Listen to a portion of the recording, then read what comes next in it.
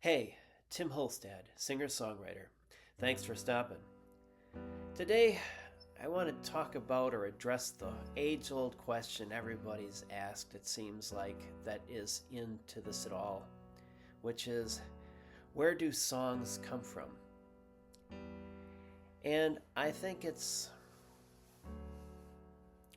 obviously a very debated answer to that question. People have all kinds of opinions about it, but you'll hear mine today.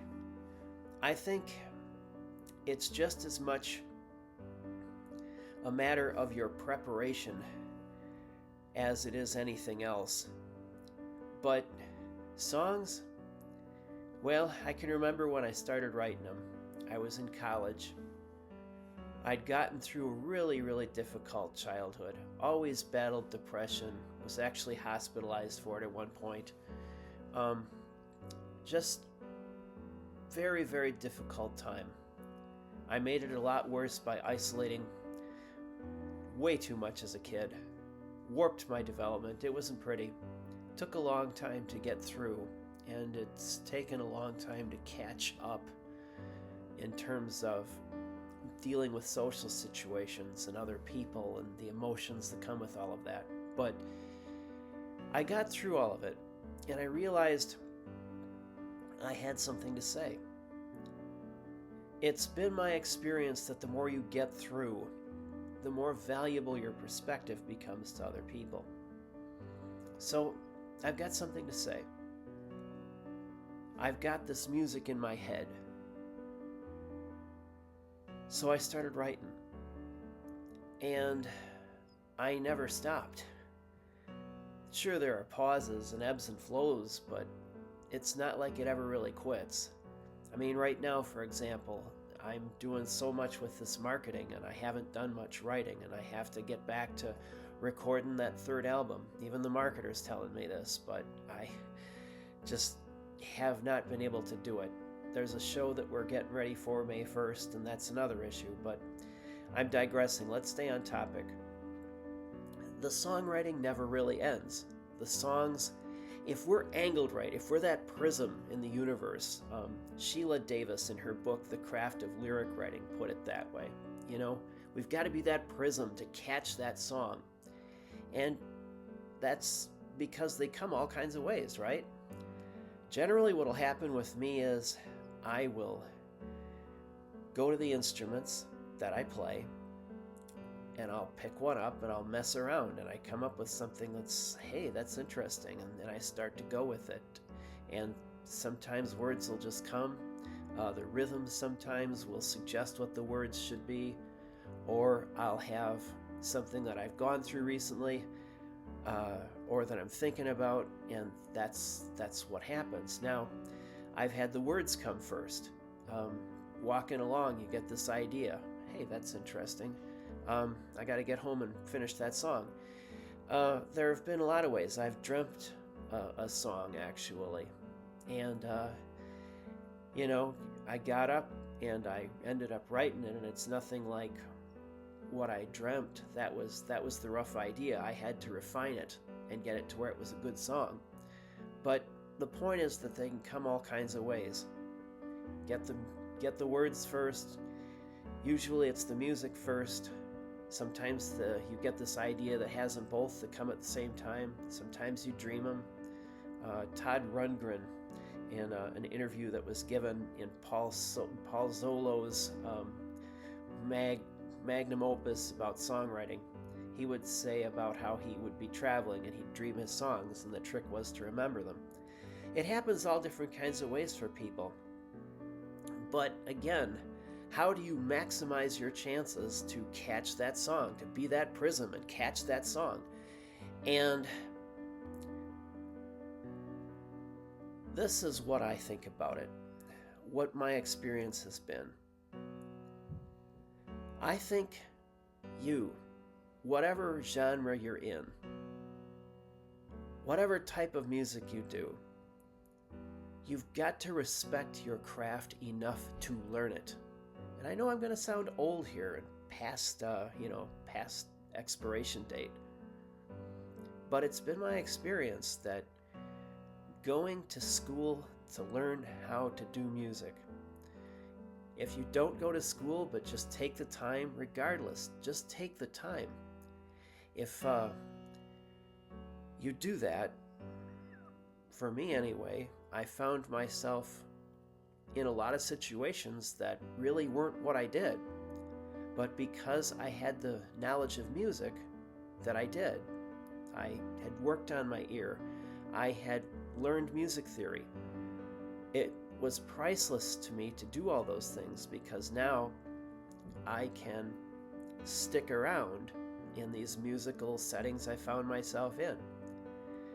And where does that apply to songwriting? Well, you are you. You are your experiences, you are what you see, you are what you sense, what you smell, taste, hear, what other people are doing around you. All of this is possible food, if you will, for songs, food for thought. But if you have taken the time to learn your craft, so you've got this big bag of tricks to pull from, it's a whole lot easier to get that song written. You get stuck less. All right? There are all kinds of chord progressions you could have, for example. If you know music theory, you know quite a few of them. And then, okay, so I've got this vanilla chord progression here. Now, if I know music theory, and I've gotten to where my ear is good, I might be able to mess around and change some notes and what have you, and all of a sudden I've got a sound that just, that's it! And off another song starts. There are so many people today that'll tell you, you don't need to learn. I mean, it's like with the advent of rap and AI in particular, there's so many people that'll say, you don't need to learn, you don't need any schooling. Just do your thing, man. Just be you. And that's part of it, but it's oversimplifying. Because if you want to limit yourself to that, as opposed to everything that's out there with music, let's take this little, this fist, let's make it a little circle. And now, let me put it to the edge of the screen, and you are limiting yourself to that. You're limiting yourself to this when there's all this out there that you could be learning, that you could be doing, that you could be drawing from. The whole music should be free streaming thing killed it for a lot of people. And so now there's the cynical music maker who says, I don't want to bother with that. I don't need to take the time. People basically don't care. So I'll go to a program and I'll just try to be cool and life is good and I'll make my money. And there are some that have done it, But what if you've got something to say that's more than that? Music can be more than just being cool. And you want to be able to do it wherever, whenever, as much as possible. Why limit yourself to being able to only do it when the power's on? If you've learned your craft, if you've learned to play instruments, acoustic instruments, you'll be able to play. And if the power goes out, well, oh well, too bad, so sad. I can still do what I do. Maybe not everything I'd like to do. Gee, I'd sure like to have that. I'd like to have some juice going through that keyboard, so I've got all my preferred sounds, but, there's an acoustic piano there. I can play that. Life goes on. And so does the show. And it has to go on.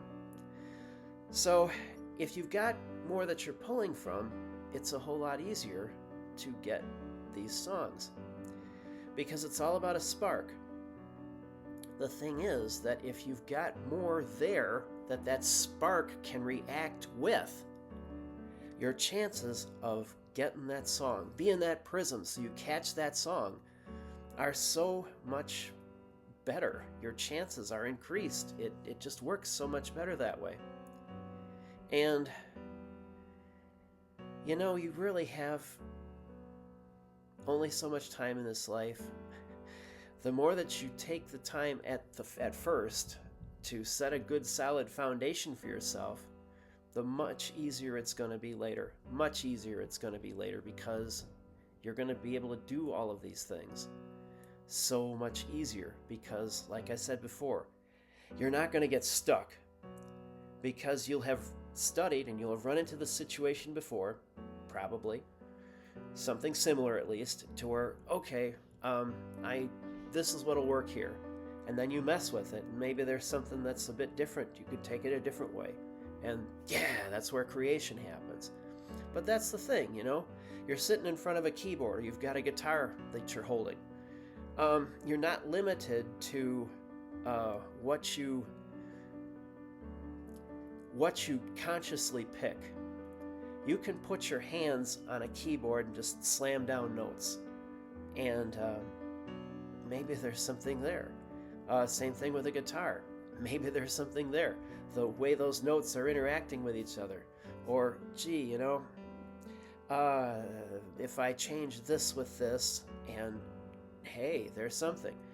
You don't have that with a computer program.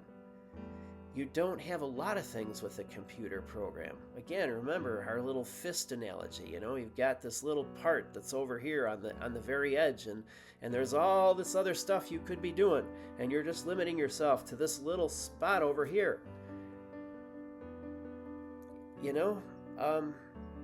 What is it that you want to say? How much does the craft matter to you? How much do your fans, how much does your potential audience matter to you? If you've taken the time to really study your craft and respect it, you've got so many more options, so many more ways you can go, so many more ways you could potentially say what you want to say.